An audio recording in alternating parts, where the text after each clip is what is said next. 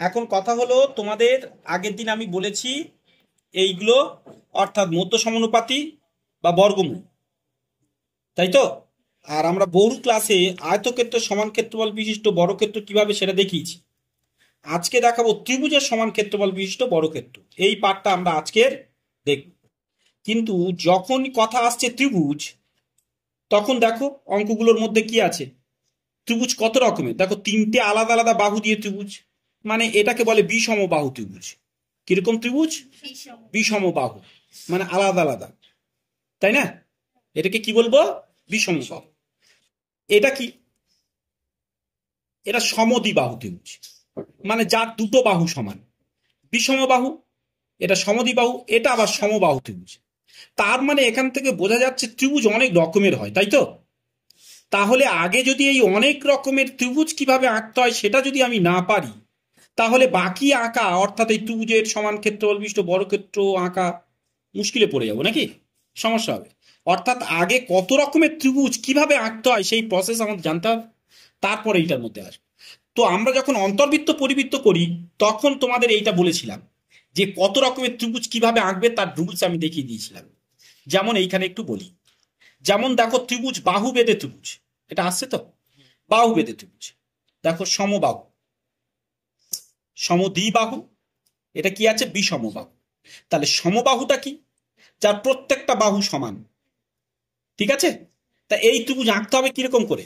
একটা 5 সেমি এর মেপে নেবে, নিচে একটা লম্বা দাগ টেনে নিয়ে এই 5 সেমি কাঁটা কম্পাসের সাহায্যে এরকম, সরি পেন্সিল কম্পাসের সাহায্যে ওই মাপটা নিয়ে একবার এই নিচের দিকে এই উপরে সব কটা সমান হবে, তাই না? তাহলে মোট কথা কি করে আঁকতে হবে তো পরের ব্যাপার, তাই না? আগে এটা কি বুঝে নাও। সমদ্বিবাহু মানে আমার দুটো বাহু সমান, যেমন ধরো 6 আর 6, নিচেরটা কি আলাদা, দুটি মান বলে দেবে। তাহলে একটা 6 সেমি, একটা 5 সেমি। হয়তো বলবে একটি সমদ্বিবাহু ত্রিভুজ অঙ্কন করো যার যার দুটি বাহু 5 সেমি ও 6 সেমি, আর সমান বাহু দুটির প্রত্যেকটি 6 সেমি, এরকম বলে দেবে। তাহলে বুঝতে হবে উপরে দুটো 6। এমন কি ইভেন এটা এমন হতে পারে এটাও 6 এটাও 6 হতে পারে, এটা 5 হতে পারে, ঠিক আছে। মোট কথা দুটো বাহু সমান হলে তাহলে সমদ্বি। আর তিনটে যদি সমান হয় তাহলে হবে কি? সমবাহু। আর বিষম মানে প্রত্যেকটা আলাদা, এটা 4 এটা 5 এটা 6, উল্টে হতে পারে, নিচে 6 এটা 5 এটা 4, মোট কথা তিনটে সব কি হবে? আলাদা। তা শুধু এই 3 রকম করলে হবে না, বাহু বেঁধে। এদের বাহু বেঁধে বলছি মানে কেন? এদের প্রত্যেকটা এক একটা বাহু, এই বাহু 5 এই বাহু 5 এরকম, এগুলো বাহু ভেদে। আর কোন ভেদে আরো 2 রকম পড়তে হয়, সমকোণী। যখনই সমকোণী ত্রিভুজ বলবে তখন এইরকম একটা 90 ডিগ্রি আঁকতে হবে প্রথমে, এটা 90 ডিগ্রি, তাই তো। 90 ডিগ্রি এঁকে নিতে হবে। এইবার তোমার দুটো বাহুর মান বলে দেবে, একটা 4 সেমি আর একটা 5 সেমি। তো এইটা যখন বোঝায় এগুলোকে লম্ব বলে, এটাকে ভূমি, এটাকে অতিভুজ বলে বুঝিয়েছিলাম, তাই না? কেন বুঝিয়েছিলাম? কারণ হয়তো এরকম স্পষ্ট করে বলবে যে একটি সমকোণী ত্রিভুজ অঙ্কন করো যার লম্ব 4 সেমি ভূমি 5 সেমি। তা তুমি লম্ব কোনটা ভূমি কোনটা যদি না জানো তাহলে আঁকবে কি করে? তাই প্রথমে তো 90 ডিগ্রি যেই এঁকে নিলে তাহলে লম্ব মানে উপরের দিকটা 4 সেমি আর নিচের দিকটা কত? 5 সেমি, বাকিটা জুড়ে দিতে হবে। তাহলে এইটা হয়ে গেল একটা সমকোণী ত্রিভুজ, বোঝা গেল। কখনো কখনো এই সমকোণী সমদ্বিবাহু বলে। তাহলে ফের সেই 90 ডিগ্রি আঁকবো, আর একটা বাহুর মান বলে দেবে 5 সেমি। তা সমকোণী সমদ্বি কথাটার মানে কি? দুটো বাহু সমান, এইটাও 5 হবে এটাও 5 হবে। তাহলে দেখো ত্রিভুজ কত রকমের পড়তে পারে, 1 2 3 4 5 রকমের ত্রিভুজ পড়তে পারে। তাহলে এই আগের ত্রিভুজ তো আমার আঁকতে হবে। এই রকম এই এতগুলো ত্রিভুজ আঁকা শিখে তবে আমার এই কি করতে হবে, উপপাদ্যের মধ্যে, এইখানে সম্পাদের মধ্যে আসতে হবে। তা প্রথমটা যেটা এখানে বলেছে, একটি ত্রিভুজ অঙ্কন করো যার আলাদা আলাদা 3টে বাহু, তাই না? একটা সমদ্বিবাহু ত্রিভুজ অঙ্কন করো যার ভূমির দৈর্ঘ্য 7 সেমি, মানে নিচেরটা 7, আর সমান বাহু দুটির প্রত্যেকটি 5, তাহলে এটাও 5 এটাও কত? 5। এটা করতে হবে এই দুয়েরটা। আর সমবাহু ত্রিভুজ মানে সব কটা সম, তাহলে এটাও 6, উপরেরটা 6 নিচেরটা 6, 6 6 6, তাই তো। আর এইটা প্রত্যেকটা আলাদা, বলতে পারলাম।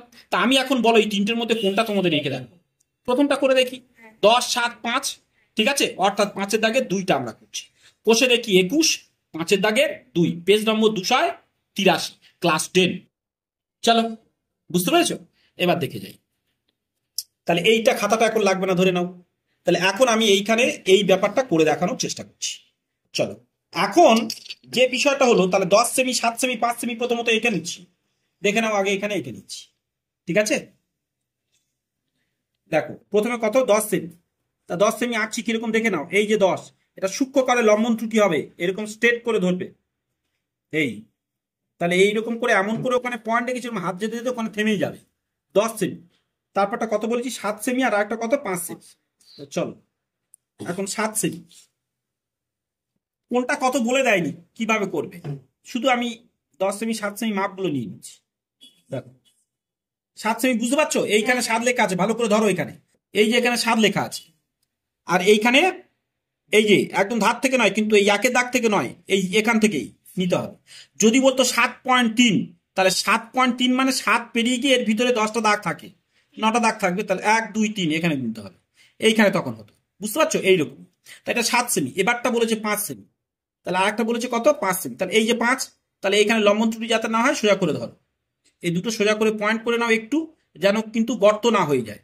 এবার হাত টানতে টানতে অটোমেটিক ওখানে থেমে যাবে। তাহলে এইটা এবার লিখবো 10 সেমি, তুমি সিএম লিখতে পারো বা বাংলায় লিখতে পারো সেমি। এটা তুমি লিখবে কি 7 সেমি, ধরো আমি একটা দেখাচ্ছি, এরকম লিখতে পারো বা এরকম লিখতে পারো, আর এটা কত 5 সেমি। ঠিক আছে, এরকম লিখছি তিনটে। এইবার আমি নিচে এইখানে একদম ধার থেকে করব, কিন্তু কেননা আমার চিত্রটা এইদিকে দেখাও, আমার চিত্রটা এইরকম আঁকতে হবে। প্রথমে একটা ত্রিভুজ আঁকতে হবে, তারপর ত্রিভুজের সমান ক্ষেত্র বিশিষ্ট একটা আয়তক্ষেত্র আঁকতে হবে, তারপর আয়তক্ষেত্র সমান ক্ষেত্রফল বিশিষ্ট একটা বর্গক্ষেত্র, এরকম বড় একটা চিত্র হবে। পাশ করে ধরলে বরং ভালো হয়, তবু আমি চেষ্টা করবো আমরা ওই আঁকার মধ্যে হয়ে যায় যাতে। তাই আমি এখন এখানে কি করছি, এইখানে নিচ্ছি, এইরকম জায়গা দেখে নাও, এইরকম জায়গা একটা বড় আমি দাগ টেনে নিচ্ছি। ঠিক আছে, এই দাগ টেনে নিলাম, নেওয়ার পরে আমি ধার থেকে শুরু করব। আমার মনে হচ্ছে ধারে আমাদের আসতে খুব একটা হবে না, তবু আমি একটু ধার থেকে শুরু করি। ঠিক আছে, দেখে না, ওইভাবে আমরা ওই নিয়মে করবো না তো, আমি তো অন্য নিয়মে করবো, দেখো না। তাহলে আমি প্রথমত কত মাপ নিয়ে নেবো, 10 সেমি মাপ নিয়ে নেবো। ঠিক আছে, তো ভিডিওতে আসছে তো সব ঠিক আছে। এই ভিডিওটা আমাকে দিয়ে দিতে পারবে চ্যানেলে দেওয়ার জন্য। এই যে এই যে 10 সেমি নিলাম, বুঝে নিয়েছো, ওরকম একটু খোঁচা দিয়ে নিলাম, এইখান থেকে নিচেরটা 10 সেমি। তুমি কিন্তু যে কোনো মাপ নাও, এই তিনটের মধ্যে কোনটা ফিক্স বলে দেয়নি, কিন্তু আমি নিচেরটা বড় করে নিচ্ছি। ঠিক আছে, যে কোনো মাপ নাও কোনো, তাহলে এ পার্টটা 7 সেমি বড় করবো, আর এ পার্টটা কি ছোট করবো। পরপর যেমন আছে পরপরই করছি, নির্দিষ্ট করে বলে দিলে তখন নির্দিষ্ট করে। এই যে 7 সেমি নিয়ে এই খোঁচা নিলাম, দেখো পুরো এক জায়গা থেকে ওই রকম একটু করে দাগ টেনে নেবে, যেটা দেখাই সেটা দেখাও, এরকম একটু করে দাগ টেনে নেবে, তাতে তুমি বুঝতে পারবে, পরীক্ষক বুঝতে পারবেন যে ঠিক জায়গায় নিয়েছে কিনা। শুধু অনেকে কি এরকম করে পয়েন্টটা দিয়ে এরকম করে নিয়ে তুলে তুলে নেয়, তাতে একটু ওই রকম দাগ দিলে পরীক্ষক বুঝতে পারবেন যে তুমি ঠিক জায়গায় দাগ মেপে নিয়েছো কিনা, ওটা সুবিধা হয়। এই একটা কত দূর আসবে তো আমি জানি না, তাই বড় করে চাপটা নিচ্ছি, কেন এরপর তো 5 সেমি, ধরো এইটুকু টেনে ছেড়ে দিলাম, এপার থেকে যে 5 সেমি করতে যাবো, ধরো ওখানে মিলছে না, ফের একবার নিতে হবে, ওই জন্য এটা বড় করো না, তোমার কোনো আপত্তি নেই তো নাকি। তাহলে এবার তাকাও, এখানে এবার কত 5 সেমি নেবো, এই যে আবার 5 সেমি দাগ দিলাম, দিয়ে এইখান থেকে এবারে ওর গায়ে এই দেখেছো কোথায় এসে মিললো। কিন্তু সব দাগ একবার দুবার কখনো বুলাবে না। দেখো ত্রিভুজ আঁকা হয়ে গেল, কিন্তু এখানে একটা পয়েন্ট বসিয়ে নেবো। এই আঁকাটা বোঝা যাচ্ছে তো ছবিতে? আচ্ছা, এই যে এই হয়ে গেল। এবার এইটাও আবার আমি কি করছি, এই যে এই হয়ে গেল। তা এর একটা নাম দাও না, এ বি সি, অতিরিক্ত যেটা আছে মনে মনে করো এক্স, এরকম একটা নাম দিয়ে দিলাম। ঠিক আছে, এগুলো চলতে থাকে, এরকম তীর চিহ্ন এরকম দিতে পারো, কোনো সমস্যা নেই। আচ্ছা, এইটা হয়ে গেল এবিসি। এইবার আমি কি করব, এবার আমি যেটা করার আগে আমি আগে একান্তর কোণটা সেরে নিব, ওটা গুলিয়ে যায়। আচ্ছা, বইয়ে আমার দিকে বইটাকে একটু দেখাও, বইয়ে এই যে চাপটা নিয়েছে দেখতে পাচ্ছ, এই চাপটা কিভাবে নেয়, যারা পারো না তাদের জন্য একটু বলে নিই। এই যে মাঝখান থেকে যে দাগটা দিয়েছে, তার মানে বইয়ে এই নিয়মটা করার জন্য আগে এই সমদ্বিখণ্ড এঁকে নিতে হবে। আগে কি এঁকে নিতে হবে, সমদ্বিখণ্ড। কিন্তু আমার সমদ্বিখণ্ড দরকার নেই। ঠিক আছে, তাহলে আমি সমদ্বিখণ্ড না করে একান্তর কোণ দিয়ে এই, অ্যাকচুয়ালি এইটা কেন, এই দাগটা কেন, এই যে একটা রেখা আছে না বিএক্স, এর সমান্তরালে এইটা হতে হবে। এ যেমন গেছে রেল লাইনের পাথর মতো এ যেতে হবে। এই সমান্তরালটা আঁকার জন্য অ্যাকচুয়ালি এই চাপটা নেয়, কিন্তু আমি এইখান থেকে সমান্তরাল ওই চাপ না নিয়ে আমিও এখানে এর সমান্তরালে একটা বাহু এরকম এঁকে দেখাতে পারবো। কিভাবে, একান্তর কোণ করে। এটা বাহু বেঁধে যেমন করেছে না করে, আমি কি করব একান্তর কোণ করে। কিভাবে করব দেখে নাও। তাহলে আমি আগে সেটাই করছি, তার জন্য আমাকে আর আগে এই সমদ্বিখণ্ড করতে হবে না, যখন যেটা দেখায় তখন সেটাই দেখাবে। আগে এই সমদ্বিখণ্ডক আমাকে, মানে এই সমদ্বিখণ্ডকটা করার কোনো দরকার নেই, পরে করলেও হবে। ঠিক আছে, এইবার দেখো তাহলে আমি কি করছি ভালো করে দেখে নাও। এই যে দেখা যাচ্ছে না, শুধু আমার হাত দেখা যাচ্ছে, দেখা যাচ্ছে তো নাকি শুধু হাতের উপর ধরছো? এই যে এটা যদি আমি এই করে টেনে দিই, ভালো করে বোঝো, এর একটা মাপ পাওয়া গেল তো। ওই মাপটা হাতে করে ধরবো, ধরে এইখান থেকে এখান থেকে এই এই টানবো, ঠিক আছে? বুঝে নাও, আবার দেখাচ্ছি। সি থেকে এই, আর এখান থেকে এই। এইবার আমি এই যে চাপটুকু যতটুকু মাপ নিয়ে নেব, এই এখান থেকে এই পর্যন্ত এই মাপটুকু, এই যে যেটা হলো এই মাপটুকু, ওইটা নিয়ে এইখান থেকে বসিয়ে দেখে নাও ওর গায়ে এই দিয়ে। আবার মিলে গেছে কিনা একটু দেখে নি, কারণ আমার একটু হাত বেঁকে গেছে, এই একটু ঘাটতি হয়েছে, এই হলো। এই মাপটা নিলাম, কেননা ধরে নাও এটা 60 ডিগ্রি, তাহলে এটাও কত করলাম? 60 ডিগ্রি। একান্তর কোণ কাকে বলে? একান্তর কোণের রুলসটা একটু আমি দেখাচ্ছি তোমার। এইখানে দেখো, একান্তর কোণের রুলস হচ্ছে, ধরো এই দুটো বাহু গেছে, তার একটা ভেদক বা ছেদক গেছে, তাহলে এই কোণটার মান যা হবে এপারের কোণের মান তাই হবে। এটার বিপরীতে এইটা থাকে, এদেরকে বলে একান্তর কোণ। আবার ঘুরিয়ে যদি এটা বলি, তাহলে এইটার বিপরীতে কে আছে? এইটা না? তাহলে এ যদি 60 ডিগ্রি হয় এও 60, এ যদি 70 হয় এও 70, এদেরকে বলে একান্তর। তাহলে সেইভাবে এপারের কোণটার মান যা হবে, এই বাহুটা যেখানে শেষ হয় তার বিপরীত দিকের কোণটা মান তাই হওয়ার কথা। তাহলে এইটা এখান থেকে এইটুকুর মাপ নিয়ে যদি আমি এখানে বসাতে পারি, তাহলে এই মাপটা হয়ে গিয়ে সোজা হয়েছে যখন, তাহলে এখান থেকে যেটা যাবে সেও সোজা হবে, এ সোজা হবে, তাই না? ওইভাবে ওই চাপটা না নিয়ে আমরা একান্তর কোণ এই যে এঁকে ফেললাম। কি করে আঁকলাম এবার আমি একটু দেখিয়ে দিচ্ছি। এই যে এইটা আমি জুড়ে দেবো, ঠিক আছে? এই এই এই, ঠিক আছে? এবার দেখ, ওহো হো, হ্যাঁ ঠিক আছে, ইস তুলে নিলাম, যা দুবার হয়ে যাবে রে। এই যে আমি ভাবলাম হয়নি বলে তুলে নিয়েছিলাম, না ঠিক আছে, তবু বুঝতে পারবে না, এমন করে দিয়ে দিচ্ছি। এই যে আমি যতদূর যাই দিয়ে দিলাম, কারণ ওইদিকে তো আমার যেতে হবে, কারণ এ আঁকতে হবে তো, না? তাহলে এই পর্যন্ত এটা বোঝা গেল। দেখো এর সমান্তরাল গেছে, তা এইটাই তো এখানে। এবার দেখাও, এইখানে দেখো, এটাও তো এইটার সমান্তরাল এইটা গেল, এটা ওইভাবে করেছে। আমি কি করে দেখালাম? একান্তর কোণ দিয়ে। বুঝতে পেরেছি? তাহলে এটা কি সহজ হলো না আগের থেকে? কি বলছি বুঝতে পেরেছো? এটা একান্তর কোণ দিয়ে। এইবার তাকাও, তাহলে এইবার আমি সমদ্বিখণ্ডক করব। তাহলে এবার কি, এই নিচের যে বিসিটা, এখান থেকে এই পর্যন্ত বিসি, এই বাহুটা হাফ করে নেব। এই বিসি বাহু কত ছিল? 10 সেমি না? তার হাফ কত? 5 হবে না? কিন্তু আন্দাজে তো 5 করতে পারবো না, আমাকে সমদ্বিখণ্ড করে নিতে হবে। কিভাবে করব? এইখানে বসাতে পারি বা এইদিকে বসিয়ে, প্রথমে দেখো হাফের থেকে একটু বড় করে নেব। এই যে একটু দাগটা হাফের থেকে, এরকম হলে কি মিলবে না? কারণ দেখো, যদি আমি এইরকম টানি, সব আসছে তো, কারণ আমি এইরকম যদি টানি, এইরকম যদি টানি, তাহলে ওপার থেকে এসে ওর গায়ে মিলবে না, তাহলে আঁকা ভুল হতে পারে। ফের তোমার চাপ মুছে নিতে হবে, তাই আমি একটু হাফের থেকে এই বেশি করে নিচ্ছি, যাতে চাপটা মেলে, ঠিক আছে? যেমন এইবার দেখো, কোথায় মিলবে আমি জানি না, তাই বড় করছি। এই এক, এই নিলাম, এই ওই সেম চাপটা রেখে আর বদলে না দিয়ে সির উপর দিয়ে এর গায়ে এই আর এর গায়ে এই, দেখো তাহলে দুটো চাপ হয়ে গেছে। তো চাপ দুটো কোথায় কোথায় এসছে? এইখানে এসছে একটা, দেখা যাচ্ছে তো সব, আর একটা কোথায় এসছে? এইখানে এসছে। দুটো পয়েন্ট করে নিলাম, নিয়ে এইবার এটাকে কি করব? টেনে দেবো। এটাকে কি করব? টেনে দেবো। বুঝতে পেরেছি? এই যে তুমি বড় করে টানতে পারো, কোনো সমস্যা নেই। এই যে হয়ে গেল। তার মানে এবার তুমি মেপে দেখো, এটা হাফ হাফ হলো, এখান থেকে এই পর্যন্ত এই যে 5 হয়েছে তো, দেখো এই পর্যন্ত কত হলো? 5। তাহলে এপার থেকে এই 10, তাহলে এটাও 5 নাকি? এটা সমদ্বিখণ্ডক হলো। এই সমদ্বিখণ্ডক যখন হলো, ভালো করে বোঝো, তখন এইটা তো 5 সেমি, এটা তো 5 সেমি। তাহলে আমি যদি এখান থেকে ধরে ফের এর গায়ে 5 সেমি টেনে দিই, কথাটা বুঝতে পারছো? না, এটা একটা আয়তক্ষেত্র হলো। এটা কি হলো? তার মানে কি, এই বাহুটা 5, এটা 5, এইটা দেখো 5 হবে না, একটু ছোট হবে, দেখো 3.5 নাকি? তাহলে এটাও 3.5 হবে। কি বলছি বুঝতে পারছো? তাহলে যার এই দৈর্ঘ্যগুলো বড় হয় আর প্রস্থগুলো একটু ছোট হয়, তাদেরকে কি বলে? আয়তক্ষেত্র। তাহলে এখানে ঘটলো কি জানো? ভালো করে বোঝো। আমি কিন্তু আঁকাটা একটু নোংরা করছি, তোমরা পরীক্ষা এরকম করবে না, ঠিক আছে? আমি জাস্ট বোঝানোর জন্য। এই যে আমি একটা পেন্সিল, এই পেন্সিলে দাগ তোমরা দেবে না, আমি জাস্ট এখন বোঝানোর জন্য করছি। এই যে ত্রিভুজটা আমি আঁকছি, এই আবছা দাগ দিয়ে দিয়ে ত্রিভুজটা যাই করছি, আঁকছি, এর ত্রিভুজটা এই ভিতরটা যতটুকু আমি এই পেন্সিল কি যেন গ্রাফাইট দিয়ে বোলালাম, যতটুকু এর ক্ষেত্রফল, মানে এর ভিতরটা যত বড়। আচ্ছা আগে বুঝে নাও ক্ষেত্রফল মানে কি। এইটা মনে করো তোমার একটা মাঠ, এই পুরো মাঠের ভিতরেই তুমি সবজি চাষ করবে, তাকে বলে ক্ষেত্রফল। আর যদি এখান থেকে তুমি দৌড়াতে শুরু করো, এই ধার ধরে দৌড়াবে, দৌড়াতে দৌড়াতে এখান থেকে গিয়ে ফের এখানে চলে আসবে, এটাকে বলে পরিসীমা। কিন্তু পুরো ভিতরটা যখন চাষ দেবে, মাদুর বিছাবে, বা চষে দেবে, বা কিছু ফল চাষ দেবে, বাগান চাষ করবে, তাহলে এটাকে বলে ক্ষেত্রফল। তাই বলছি এর ভিতরটা যতটা ক্ষেত্রফল, এই ভিতরটা যতটা মনে করো 10 বর্গ মিটার, তাহলে এইখানে যে এবার এইটা হলো, এই যে সমেত করে এই এত বড় জায়গাটা হলো আয়তক্ষেত্র, এরও ক্ষেত্রফল হবে একই। অর্থাৎ এখান থেকে এইটা যদি 10 হয়, এখান থেকে এইটাও হবে কত? 10। তাহলে এখন আমি ত্রিভুজের সমান ক্ষেত্রফল বিশিষ্ট কি বানালাম? আয়তক্ষেত্র।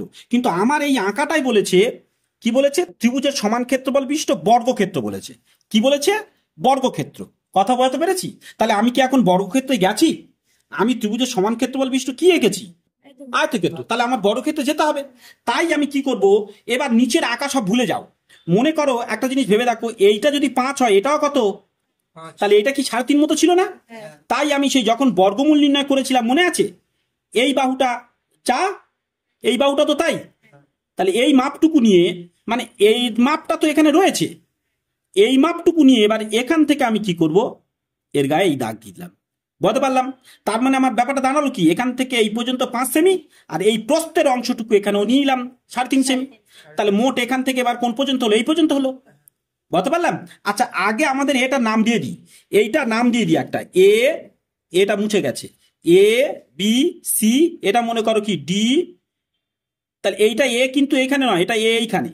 তাহলে এ বি সি ডি, এইটা মনে করো ই, এইটা মনে করো কত হলো? এফ, তাই না? তাহলে এখন আমার ই থেকে এইটা কি নাম দাও? পরপর যাও, জি যাও, কোনো সমস্যা নেই, যা ইচ্ছে নাম দাও, জি। তাহলে ই আর কি হলো? এটা জি। তাদের আবার আমি কি করব? সমদ্বিখণ্ডক করব। তাদের কি করব? সমদ্বিখণ্ডক করব। বলতে পারলাম? এইবার দেখে নাও, তাদের আমি কি করছি? সমদ্বিখণ্ডক। এইবার লক্ষ্য করো, সমদ্বিখণ্ডক মানে কি? এর থেকে একটু কি, হাফের থেকে একটু কি নেবো? বেশি। আবার মানে বুঝে নাও, এই পর্যন্ত, এই জি পর্যন্ত এই বাহুটার সমদ্বিখণ্ডক করছি, তাহলে একটু হাফের থেকে বেশি নেবো। নিয়ে এটারও আবার চাপ, নিচের দিকেও চাপ। তাহলে এইখানে আবার কি করছি? ওর গায়ে চাপ, ফের এর গায়ে, এর নিচে যেটা গেল এর গায়েও চাপ। বলতে পারলাম কি?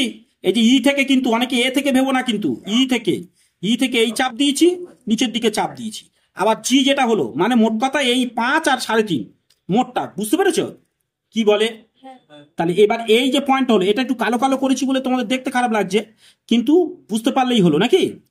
এই যে এই জায়গাটা লক্ষ্য করো, এখান থেকে তাহলে এই পর্যন্ত, এই যে হলো, এইটা আমি কি করছি? এই টেনে দিচ্ছি।